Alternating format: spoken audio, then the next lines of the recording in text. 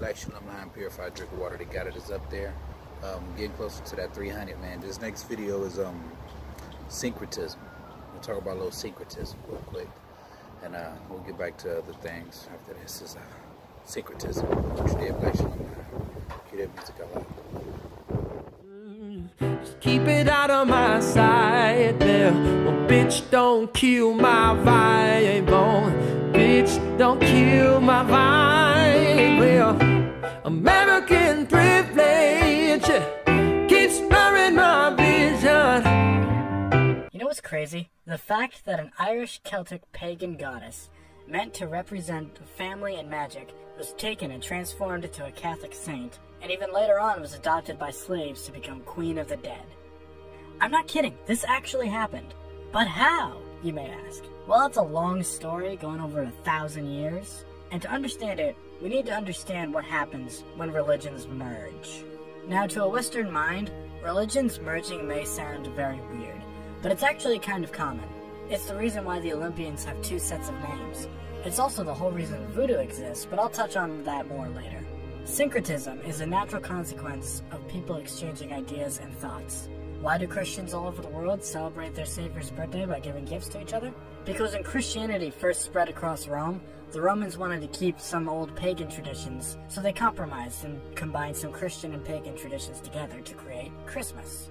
Note, that isn't to say Christmas is pagan. It just has some pagan elements, but the holiday as a whole still is Christian at its core. Syncretism, in its simplest definition, is the amalgamation or attempted amalgamation of different religions, cultures, and schools of thought. We only care about the religious part, though. In the ancient world, syncretism was very common and widely accepted. The Greeks and the Egyptians constantly exchanged and worshipped each other's gods as a way to maintain good relations and trade. And as mentioned earlier, the Romans absorbed the entire Greek pantheon into their own religion, and that became the dominant religion in Rome. In fact, wherever the Romans went, they absorbed other gods. The Romans were very superstitious and believed all gods were real, but theirs were just the strongest. In the early Middle East, syncretism was commonplace too. The Mesopotamians and Jews both have flood stories that are believed to be related in some way. And speaking of the Jews, they took from some of their neighboring tribes' gods and made them into demons who allied with Satan against the god of the Jews, Yahweh. So as you can see, syncretism was the norm for centuries, and this is only around the Mediterranean. Things started to change though when 2 religions popped up onto the scene, Christianity and Islam.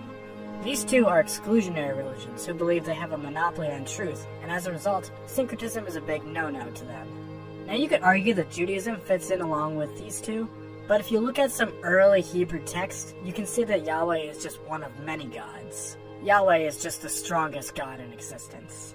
Even though Islam and Christianity are exclusionary religions, if you want your local cult to make it big, sacrifices gotta be made. In Christianity, this meant bringing in some holidays, but also minor details like angels looking like cherubs. Meanwhile, in Islam, it meant incorporating the jinn. Jinns are pre-Islamic Arabian trickster spirits who aren't present in Judaism or Christianity, but they are in Islam, so it's very likely that they were syncretized into Islam from a polytheistic, pre-Islamic Arabian religion. So now that we know what syncretism is it a good or a bad thing? As you can imagine, this is a highly controversial question in today's world, especially in churches. Many people who identify themselves as Christian, if you ask them what they thought of syncretism, well, at first they'd probably say, what's syncretism? But then, once you explain, they would probably say it's heresy, and that it's an ancient practice which has long since been abandoned. But the thing is, syncretism can't be abandoned because it's a natural consequence of cultures interacting and exchanging ideas.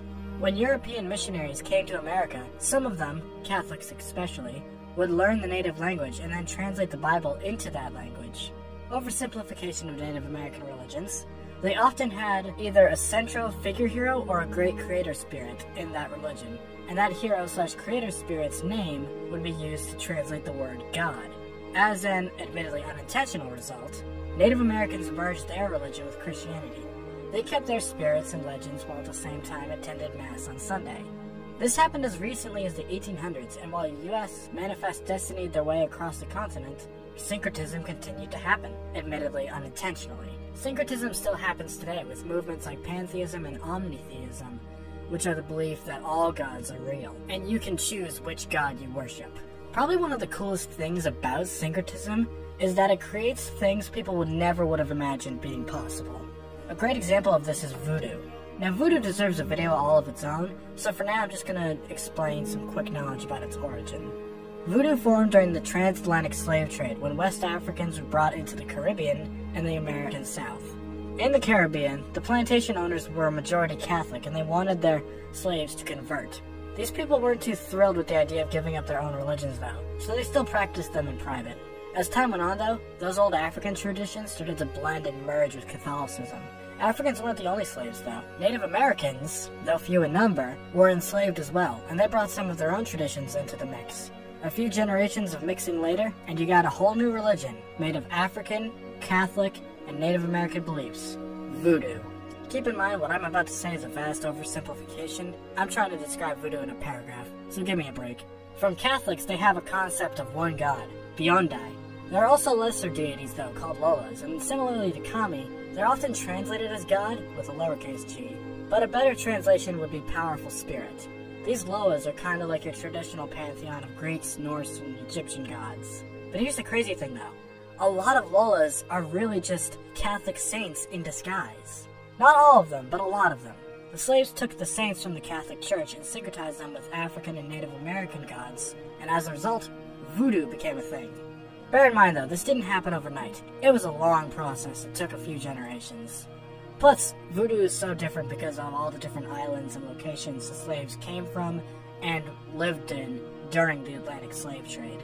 Like I said, I'm trying to summarize a few centuries into a paragraph. Ever since I mentioned voodoo, I bet someone was waiting for me to talk about Baron Samedi. And while he is a ton of fun to talk about, I think his wife has a much more interesting story.